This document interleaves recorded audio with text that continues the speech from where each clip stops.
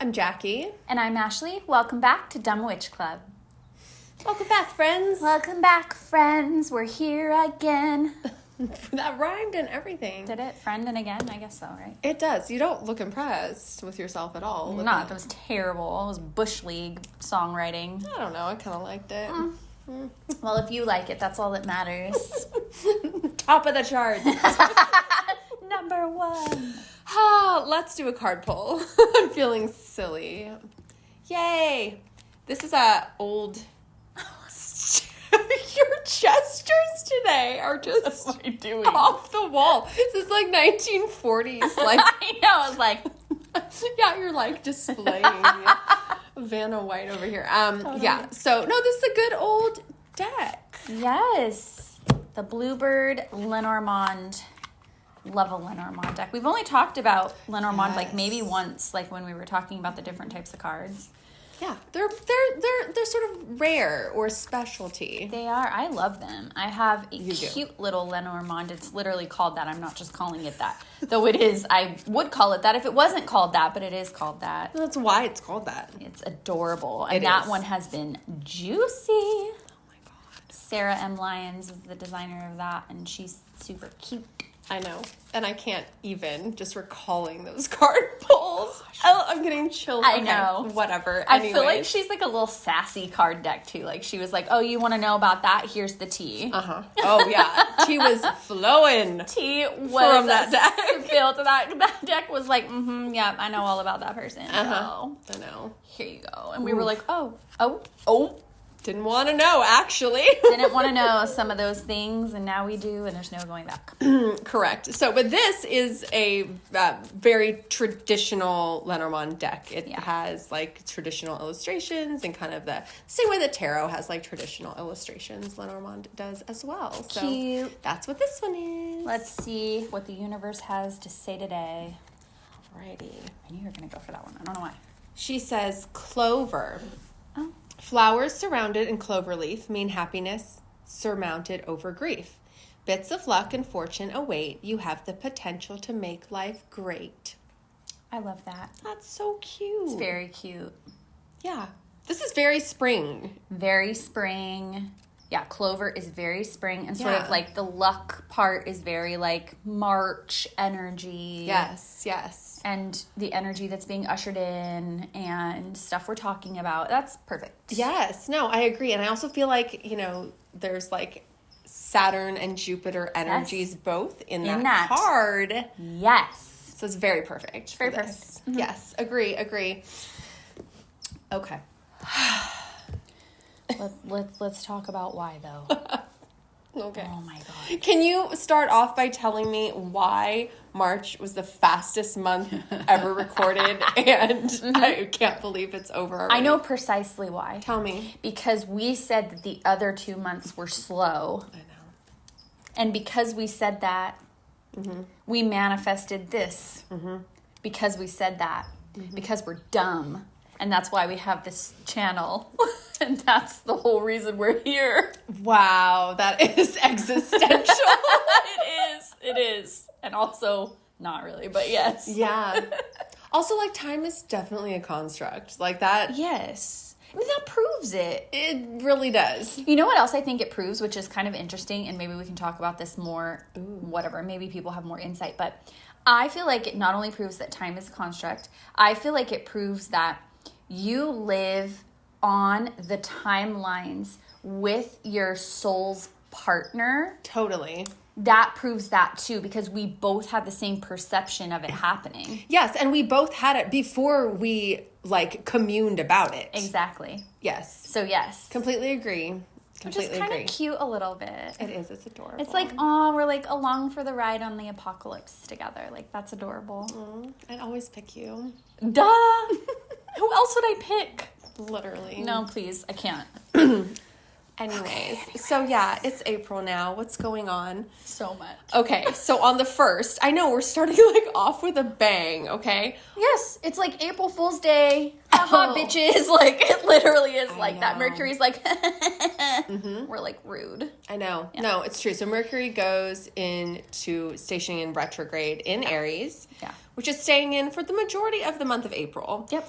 And all of Mercury's retrogrades are in fire signs this year. That's fantastic news. Which is like so great. I love that for us and everybody else. Yes, I know. So just think about what like fun little fiery things from your past are going to be dredged back up into the present this month. Oh my God. Mm-hmm. Yeah. Yeah. Yeah. And everybody has been feeling Mercury in its shadow for like a long time. Like people have been saying it. I'm like, yeah. You're feeling it now. Which sometimes when that happens, the shadow period is worse than the actual retrograde period. Mm-hmm. That sometimes happens. So let's hope that it's that and not like a preview. I will also say, sure, hope for that if you'd like. But I'm saying, like, it's a little bit foolish, I think, because I think that is more true when Mercury is in, like, an earth sign, for example. It's like trudging up and getting there is really hard work. I feel like in this fire sign, it's like, okay, it's like when somebody lights one of those flames on like a cartoon and it's like traveling along the whole way, and then when it gets here, it's gonna like burst the whole thing on fire. Like Wile E. Coyote or whatever. Yes, exactly. So, yeah, I just, I don't know. I also feel like because Mercury is so close to the sun, and the sun is like a ball of fire, it's just kind of like, I don't know. Siphoning off that energy, like, yes. Horrible. So that's gonna be starting then. That same day, we have a last quarter moon, too. Yeah, we do. Which I think is the first time I've said a moon. I know. I love that. Thanks. That you did. Yes, last quarter moon in Capricorn. Yeah, which is, Cap's a little tough for the moon. It's a little tough for the moon, Yeah. And it doesn't, I want to say, I feel like that energy will be, like, helpful with this situation, but, like, I don't know. I don't think so. No, I don't think so either, because I think Capricorn is very judgmental of all of this and is like, what are you guys doing? What are you doing? What are you saying? Yeah. Yeah, like, stop trying. Yeah. And we're like, oh, okay. Yeah, I know. So, also it's April Fool's Day, whatever. So, yeah. Have a good day. Have a that day. Great day. Yeah. Crawl in a hole and pull the hole in after you. Dang, that's a good one. Yeah. I like that. I think we should all do that. I want to do that anyways. It's like a turtle fantasy. Which, that is... It is. Wow. I don't think I've had a turtle fantasy before, but... Interesting. Whew, okay, I'm going to have to think on that a little longer. Okay. Cool. All right, what do we have next? We have Venus going into Aries. Yeah, I'm not as mad about that, but I think that's just because I'm never mad at Venus. It's like my, it's a bias we have. We've admitted it. We admit it all the time. She's our, Yes. favorite child, and we're just, golden baby can do no wrong. Yeah, we're like, oh my God, go off, queen. You're an Aries. Love that for you. Like, we will never say anything bad. Yeah, no, so I enjoy that, actually. I do feel like that is uplifting. It's previewed a hot witch summer. Oh, hell yes. Ooh, we're already getting ready for that. We are. Last year we had that. That was fun. We kept saying it. I know. Hot human summer. Hot human summer. Yeah, no, it's interchangeable. Witches can be humans too. Yeah, Okay. witches can be humans too. It's okay if you are. I'm part human. I hate it, but it is what it is. You're learning to accept that. I'm learning to accept that. I have to. Yeah, so obviously Venus going into Aries, it's that same. It's this kind of spark of fire energy. If you're looking for a new romance, Or some smutty books. Yes. Smutty books are good to find around that time. Definitely. So yeah, just keep your eyes open. There's going to be something popping up Keep at your you. eyes open, keep your legs open. Yeah, whatever it is. Whatever it is, keep it all open. What's happening? Turtle fantasies. We're ridiculous. We're out of our minds. Okay. You know why? Because it's eclipse season. Exactly. We don't know what we're doing. It's eclipse season, and we are having a new moon solar eclipse happening on the 8th. Yes. This is huge. And Huge. depending on where you live, even in the U.S., you might be able to see it fully or partially. Yeah, it's going to be a total solar eclipse, but you can only see that if you're on the... Yeah, there's a path of totality, I think is what it's called. That's exactly what it's called. Yeah, but everywhere else, you'll still notice the eclipse is happening. It just won't be that, magnificent kind of ring of fire, total eclipse situation. Exactly. Yeah. But yeah, that's a big deal. That's a big deal. That disruption of the pattern of light exchanging with dark is, something you're definitely going to notice, and it's going to be more dark than light. And so there's going to be that time of sitting with that shadowy period and kind of like delving into that. But I also think it's a little bit of a reprieve from everything else going on. For me, like it feels like a good kind of, okay, like let me pause here and just like have a minute where this fire isn't just like on me, because like that's just like a lot of what's happening right now. Yeah, no, I think you're absolutely right. And I think, eclipse season is famously chaotic no matter what the polarities are that it's in. But these are in Aries and Libra, and, we're in Aries season, and it's just a lot. It's a lot of fire. It's a lot of light. It's a lot of bright. It's a lot of new and bursting and going and all of this stuff, right? Yeah. So, no, you're right. Like, it might seem scary, and I think...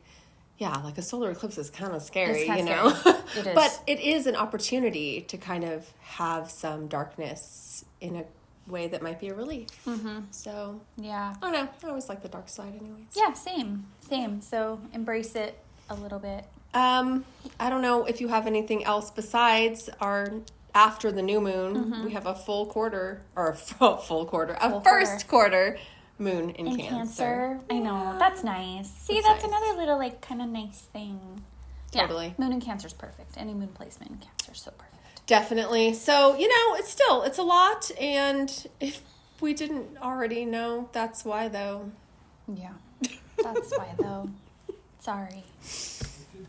Sorry, not sorry. It's not our fault. What are we supposed to do? No. That apology was like commiseration. It wasn't like...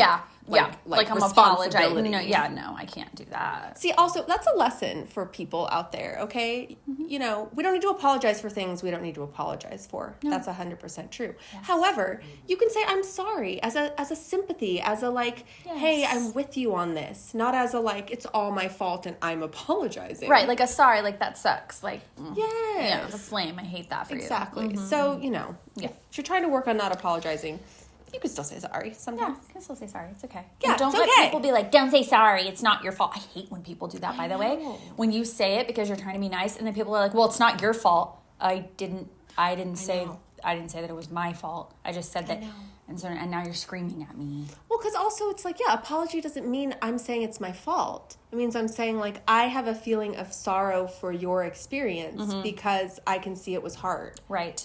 And that's sort of like a social way of, like, wrapping that up, but then people say, like, well, it's not your fault, you didn't do it, and then it's like, okay, now what else do we have to say? Well, then I'm like, okay, never mind. Have a great day. And then I'm like, okay. Have fun with that, Brenda. Yeah, like, I don't know what to do after that. It's super awkward. Like, then what do you say? Yeah, no, something to do. Anyways, okay, moving on. This episode is supposed to be about Big Witch energy. Big Witch energy is about interpreting your natal chart. And we're covering the planets of Jupiter and Saturn. The planets we love to hate. Well, not really Jupiter. Saturn. Saturn. Yeah. No, so these are, the two of these are the first two in what are sometimes called social planets or transpersonal planets. These are the planets that are kind of outside that cluster of what we call the personal planets, which is like all the other, Sun, Moon, Venus, Mars, Mercury. Those are the ones that change with enough frequency that you don't have them in common with a lot of people over years and years. Right. So it kind of sets apart, like, those ones, the configurations are very personal and individual. Right. But then when you get to Jupiter and Saturn, these have a much longer cycle. Right. And so you share in your birth chart that placement with people born in your year and several years before and after, depending on, where you're at in that cycle. Exactly. So still personal to you in terms of the way that it fits in with everything else. Yes. And the aspects and the way the planets are talking to each other. And if you don't understand what any of that means, revisit the episodes on interpreting your personal or your natal chart, your big three. We have an episode on that. And also your Venus and Mars. And I think we've also covered Mercury. You know what? I think we might have skipped Mercury. Whatever, who cares? I think we did Venus and Mars in big three. Whatever, we'll get back to Mercury. Mercury doesn't need any more attention, especially not right now. I'm not mad about it or sad about it. I don't feel guilty about it at all. No, we're not sorry. No, I'm not sorry about that at all. And I won't even say, like, oh, sorry, because I'm not. No.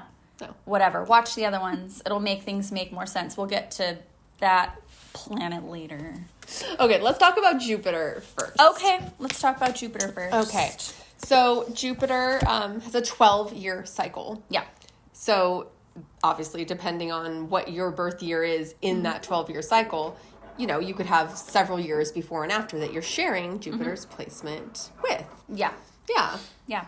Yeah. It takes like about 12 to 13 months in each sign, like going Yes. through. So when I say 12-year cycle, that means to go around the entire sky, you know?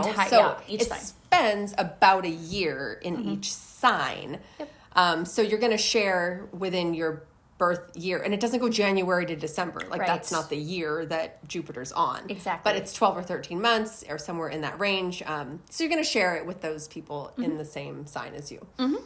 Yep. Yeah. And you're going to have sometimes people talk about planetary returns, like, but you usually hear about, like, well, I don't know, what's the, like, major one that people, is that, like, the Saturn return? Okay, so we'll get to that when we talk about Saturn, but because it's a 12-year cycle, every 12 years is going to be, like, your Jupiter return, and so it's going to have, like, significant moments for you.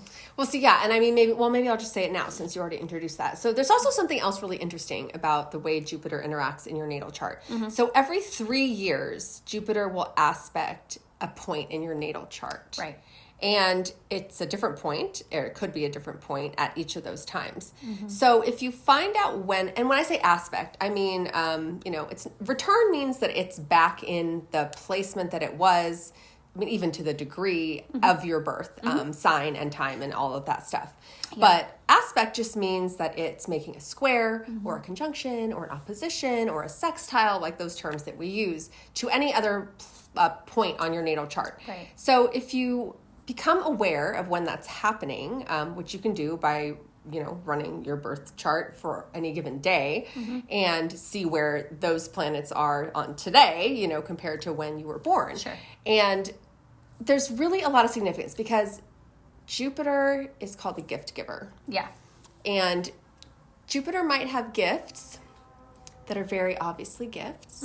But Jupiter might also have gifts in the form of, like, a Trojan horse, let's say. That's so that true. looks like a gift, but there's a bunch of warriors inside it that are ready to attack you. Yeah. So anyway, just be aware. There's like a 12-year cycle, of course, like the return cycle. Sure. But within that, there's going to be other aspects that are happening that are going to activate things and see what houses those are in and stuff like that. Yeah. It definitely, Jupiter has, like, fairy god person energy where it's like bestowing things, but sometimes you're like, what is this kind of thing? Like, are we sure? And they're like, yep. And then at midnight, it's all going to change. And you're like, wait, okay.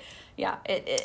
Jupiter is so just kind of like big and magnanimous and, just big ideas and stuff, outlook on life and just everything. So it's a lot. Yes, and I think that symbology is evident in the planet itself. Like, Jupiter is huge. You can fit, like, every other known planet in the solar system inside of Jupiter, and there's still room left over. Like, Jupiter is huge. So that's really where the energy and the symbology come from, is this expansiveness, this generosity, this kind of giving out, like, of just, energy and everything that's there. Yeah, it's very, like, your Jupiter placement in whatever sign it is will give you a lot of insight into the way that you approach the world in terms of, like, your curiosity about how things work or just life in general, your philosophy on stuff like that, how you learn and how you develop yourself and your character and what you like, put your energy in and everything like that. But it can also deal with, like, where you do that to an overindulgent level or an excessive level, because again, it's big and magnanimous. It's a lot of energy, and so sometimes people can get sort of lost in that. No, totally. And what you're saying is just reminding me, Jupiter has rulership over Sagittarius. And I think that makes sense. That Sagittarian energy is about, like, kind of expansive philosophy, learning, education, like where you might have a passion to really dive into something and know more about it and yourself with that stuff. And so I think, like that energy, that's the energy that it's bringing. Interestingly, though, Jupiter is also the traditional ruler of Pisces. Wow. So that is also a very deep, expansive in a different way. Very different way. Kind of energy. Yeah, totally. And with those two rulerships, Jupiter is really giving day energy and night energy. That's true. It's big enough to do it. Exactly. I can do all of it. So just keep in mind when you're looking at your Jupiter placement, like Ashley has already said, like you're going to share that with everyone born in that 12-month period. Right. But you still have a unique birth chart that is unique to just yourself. And so looking at, do you feel like there's more of a flavor of this Sagittarian fire energy or of this deep kind of watery Pisces energy? Yeah, totally. And how, that might show up for you based on what other placements you have. Yes, absolutely. And then, other things you can look at to help it make more sense to is what house your Jupiter is residing in for you, because that energy will be filtered through sort of that area of your life. So these things are going to be, like if it's, I think mine's in my 6th house, I think, or maybe my 5th house. I should have known this before I talked about it, but I'm pretty sure, I think it's actually my 5th house, which is the creativity. Yeah, which makes sense for me. And then looking at whatever sign it's in, what the triplicity is of that. So is it cardinal energy, mutable energy, or fixed energy? Right. That will help you make more sense depending on other placements you have and, what you have in any of those modalities and how that's kind of talking to the other things. And is it matching or is it like kind of conflicting? So... And also remember, like, this concept of Jupiter being a gift giver. Right. These gifts might be evident, like talents or skills or like curiosity and passion, interest that you have somewhere. But it could also be something you really have to learn. Ugh, it's a lesson to learn, which is a gift from the universe. But, Thanks, universe. Thanks. Love it. Really like it a lot. Thanks. Yeah, definitely. I mean, I think Jupiter is interesting. Like I said, it's that first more social planet that you're sharing with other people, across the board. But there's still a lot of nuance to it that you can look at and kind of see what's aspecting in your chart and look at those like returns and those aspects that happen every few years. Yeah, there's still so much complexity. That's why it drives me crazy when people reduce it down to something simple, because it's never simple. It just isn't. There's so many layers to who you are, and this is just a part of it. And but it's very cool to look into it, and things really do start to kind of line up and make sense when you do. Like, oh, well, stuff about my sun never made sense, or maybe even stuff about my moon sign placement or my Mercury, whatever, like never really made a lot of sense. But then you start really peeling back the layers and looking at these things, and it's like, oh, okay, that's why I feel that way about, my job, or like this is why like my health has been this way and I've been struggling with it, and it just reveals a lot of things. Definitely. So, okay. Have we given enough to Jupiter? I guess. We have to move on. Okay.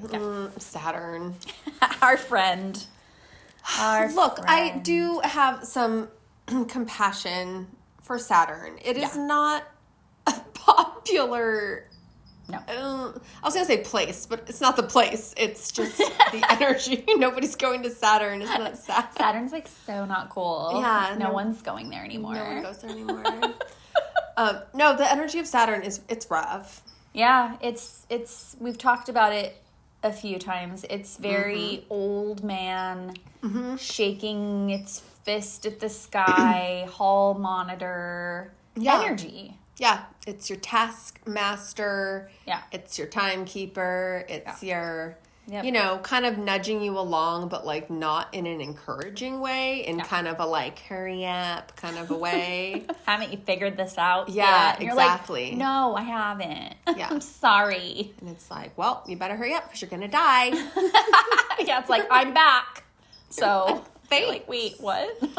Yeah, so it's kind of like dad energy. Yeah. But like not in a good way. Not in a good way. Yeah. Yeah, not like a good TV dad. No. Not like a Stephen Keaton energy dad. Who could replicate anyways? Nobody. Love it. I know. Everyone's like, who's that? Look it up. Look it up.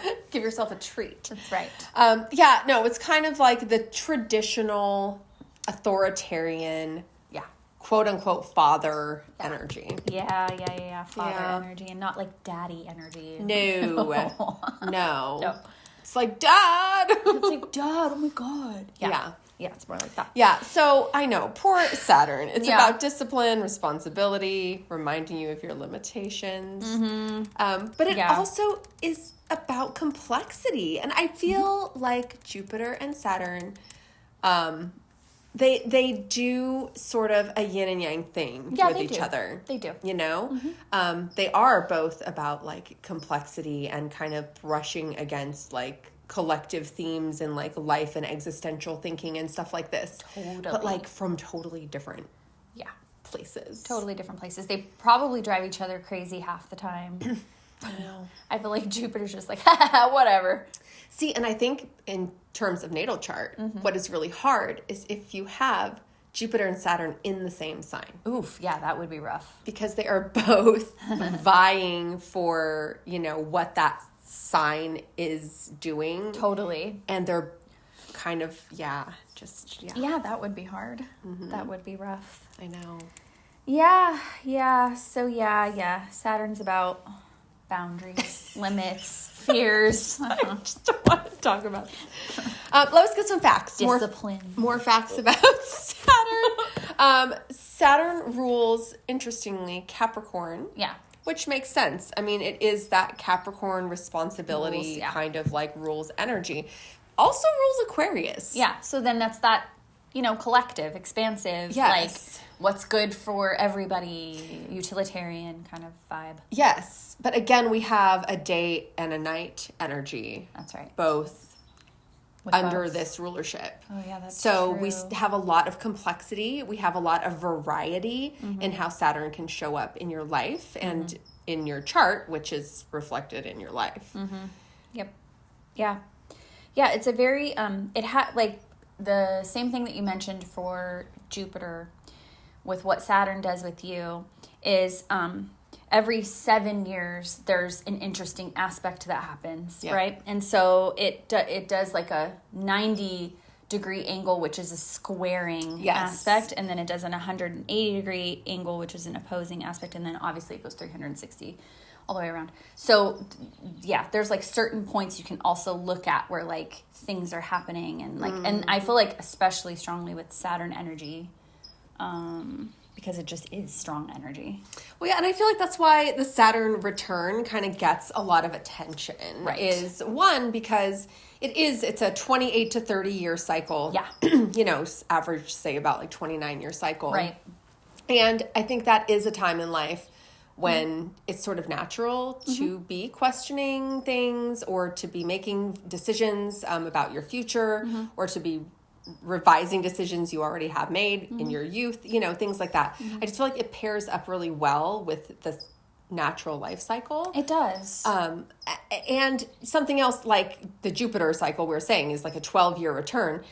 You know, you're 12 the first time that happens. Like, you know, I mean, something significant can happen to you when you're 12, but you know, it's not the same vibe. It's not the same vibe. And so I think the Saturn return, rightly so, gets a lot of attention, and it is really a challenging time for a lot of people. Yeah, it does get a lot of attention because it's pivotal. It's more pivotal.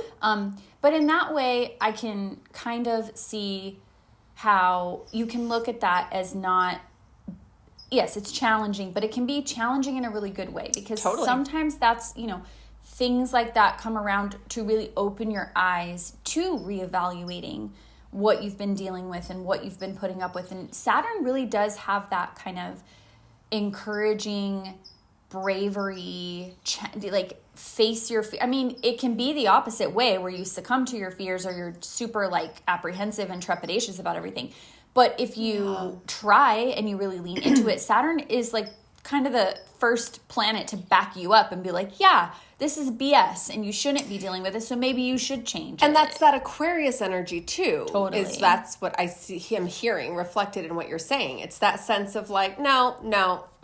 It's like this, and it doesn't have to be like I'm pointing this out. Yeah. No. And like, I don't care that it's been 29 years. It's changing now. Yeah. Because I will not put up with it like another day kind of thing. Yeah. Yes. No, totally. So I don't know. I mean, I know it's a planet, right? Right. It's a symbol. It's energy. Yeah. But as usual, the house placement can also give you a lot of insight. Yeah. Especially if you're facing that Saturn return at some point soon. The house that Saturn is in the house that Saturn is in your chart is going to give you some insight into what area of your life you might need to be renovating or might need some disruption. So, that's kind of how you take a look at that. Yeah, and obviously it takes a lot of strength to be able to do these things, and I think that's why, that's why it gets a lot of attention, but also sometimes people are, like, nervous about it and like, oh my God, like, this is happening. Because, it really does take a lot of strength to look at those things, really dive into those things and know there are things I have to change, because that's the thing about Saturn too, is that like if Jupiter is the gift giver, Saturn is like the homework giver. It's like, okay, you realize that, like, it's not just gonna change. Like, you need to now do these things. Yes, and I think that's the responsibility aspect. Yeah. It's like, it's not enough to just see what has to happen. Right. Like, you have to do it. And Saturn is there to be like, do the thing. Like, you know what it is. We talked about this. Do it. Yeah, exactly. Which, like, who wants that? But also, we need that. We do. And we do need it. I also think for anyone who, anyone watching or listening to this might know people who don't believe in astrology or don't like astrology. Yeah. I wonder what happened in their lives when they were 28, 29, 30. Exactly. Even though they don't believe in it. Right. I wonder if a bunch of things changed and got disrupted and they had big realizations and took responsibility for themselves. I bet they did. Because this is not about you knowing. You knowing gives you empowerment, and that's why we know and talk about it. Right. But this is not about whether you know it's happening or not. No. It's happening. It's happening. It's happening. Yes. And, like, you can not believe in it, but it believes in you, so there's nothing you can do about it. That's so true. It is. It's nice, but also, like, freaky, kind of. Well, I know, but I think it's nice. I'm going to take it as nice. Yep. It believes in you, and the things are still going to happen, whether you want to accept that or not. If Saturn can believe in you, then you should believe in you. I mean, that's a big deal. It really is. It's a big deal. Yeah. I don't know who I, like, am thinking in my head for Saturn. I don't have, I have, like, a little character, like, that we've thought of for him. But I can't, it's not, like, a specific person. But Jupiter, to me, has, like, a very, like John Goodman, like, essence. Like, yeah, like, just bigger than life and just really boisterous and just, like, and energetic. kind of just like, boy, yeah, come like, on. yeah. Totally. I don't know. Totally. I know. I feel like, to me, I feel like Saturn is like, in the Twilight Zone, the, one with all the books. Oh, yeah. Where, I forget. Time Enough at Last. Yeah. I feel like it's that episode. Not just the character, but the whole episode.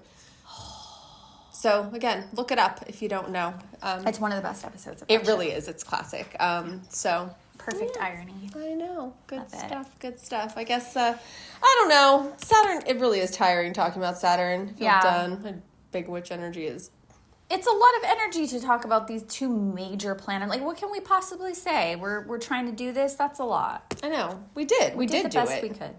We didn't just try. We did it. See, Saturn would be proud. And Jupiter would be proud, too. Yeah, there's slap us on the back. John Goodman. Yeah. Yeah, you did it, old Yeah, you did it. Buster. I don't know. Whatever. We don't know. Oh, my God. Okay, I think we need to wrap this up. So until next time. Stay witchy, friends. And stay dumb.